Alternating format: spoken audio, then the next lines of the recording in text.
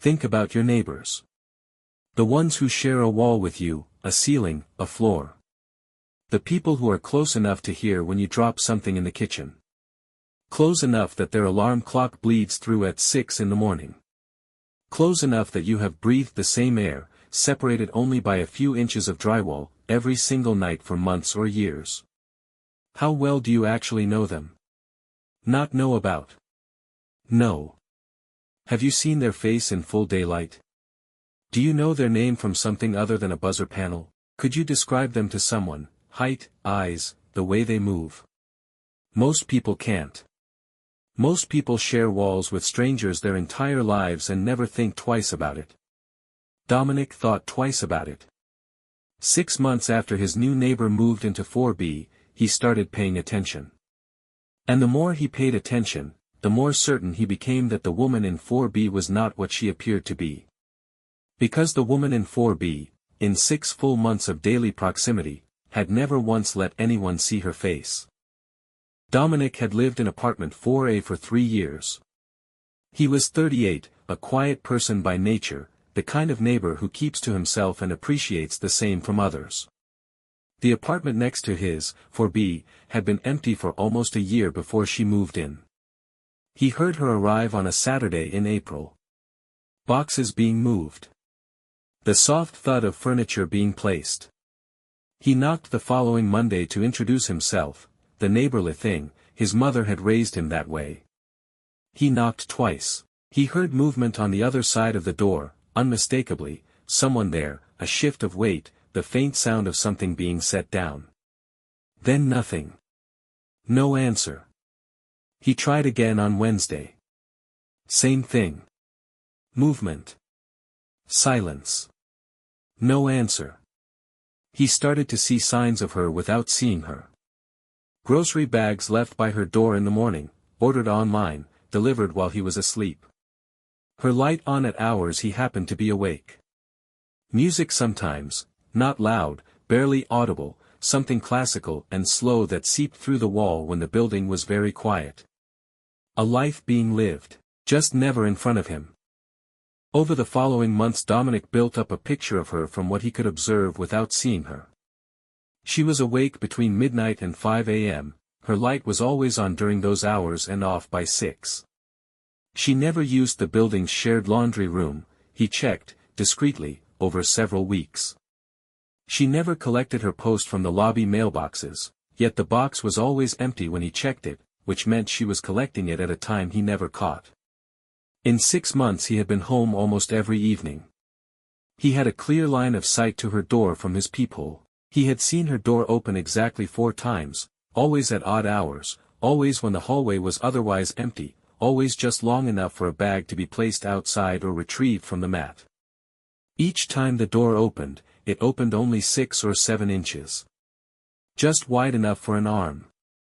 Never wide enough to see a face. He asked the couple in 4C if they'd met her. They hadn't.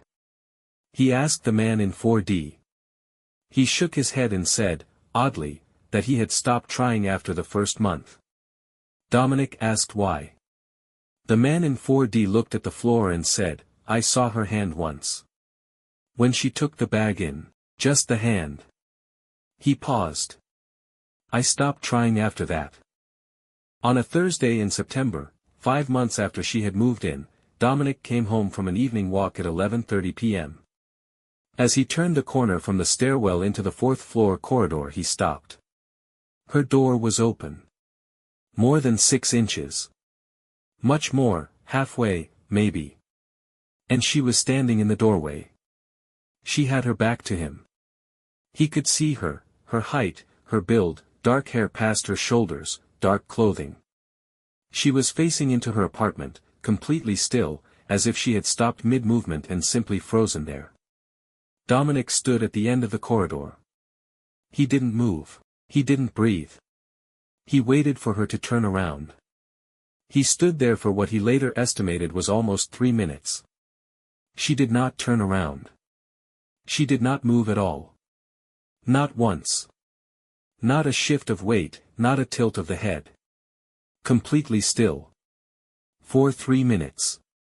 The way things are still that are not deciding what to do, but have already decided, and are simply waiting. He backed into the stairwell without making a sound. He went back down to the lobby and sat in the foyer for 40 minutes until he felt he could go upstairs again. When he came back, her door was closed. The light was on underneath it. He did not sleep that night. He went to the building manager the next morning. A tired man named Ferraro who ran the building from a small office behind the lobby and always seemed mildly put upon by the existence of tenants. Dominic said he wanted to ask about 4B. Ferraro's expression did something subtle, not quite a flinch, but something in that direction. He said the unit was occupied, lease signed in April, all paperwork in order, payments made on time, no complaints received. Dominic asked if he could see the lease paperwork. The name. The photo ID on file. Ferraro said that was private tenant information. Dominic said he understood that, and asked anyway. Ferraro was quiet for a moment. Then he said, "I'll tell you what I told the last person who asked. The lease is signed. The payments come in. The apartment is occupied. Beyond that," he stopped. Looked at his desk. "Beyond that I make it my business not to ask questions about 4B. Dominic asked who the last person was who had asked about 4B. Ferraro said the name of the man in 4D. Dominic asked when. Ferraro said 4 months ago. A few weeks after he told Dominic he had seen her hand and stopped trying. A few weeks before the man in 4D had become very quiet and stopped speaking to anyone in the building at all. Dominic found a name. It took him 2 weeks, a combination of the building's buzzer panel, a piece of mail that had been delivered to his box by mistake and bore her name, and a search that he told himself was reasonable due diligence and told no one else about at all. The name was Clara Voss. He searched it. The results were immediate and there were many of them, news articles, a public record, a brief obituary.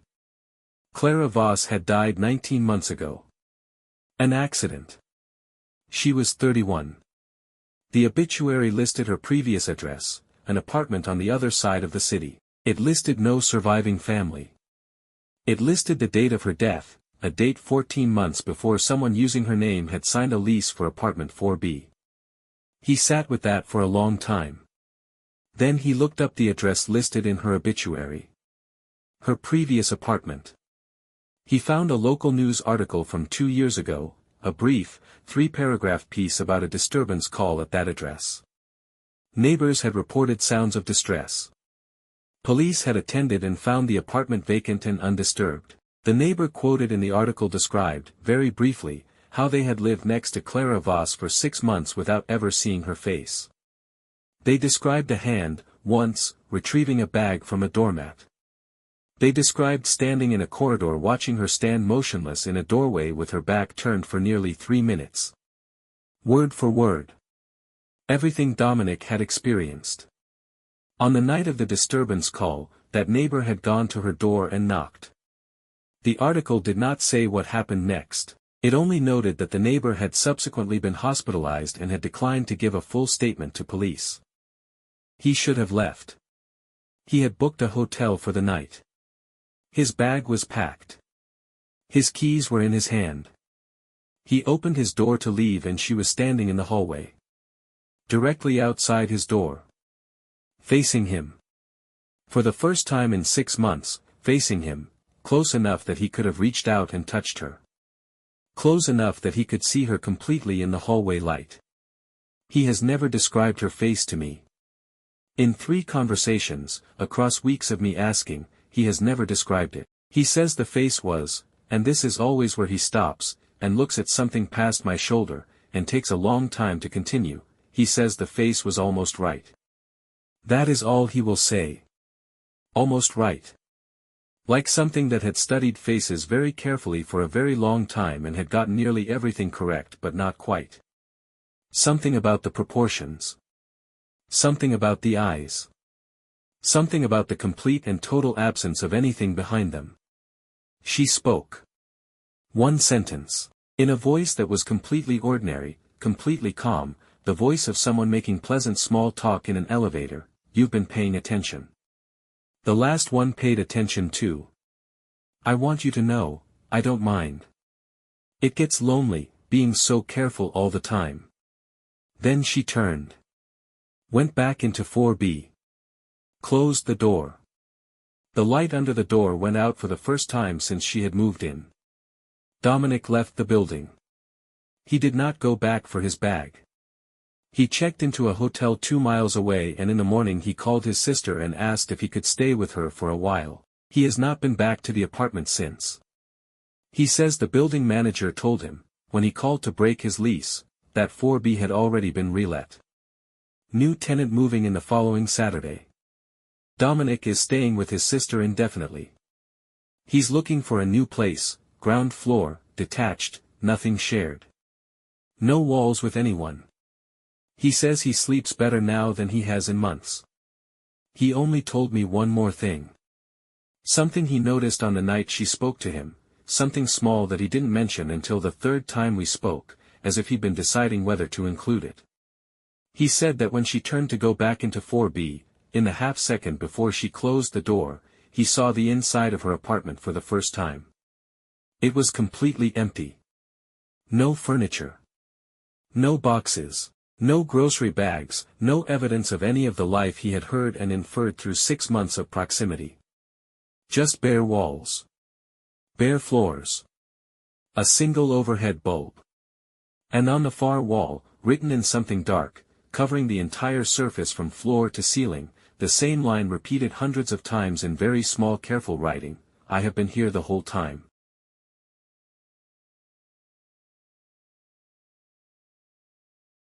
Think about your neighbors tonight. The ones you share a wall with. The ones you hear but never see. Think about the last time you actually saw their face. Think about whether you actually know, really know, that the person on the other side of that wall is a person at all. Sleep well. And if someone knocks on your wall tonight, don't knock back.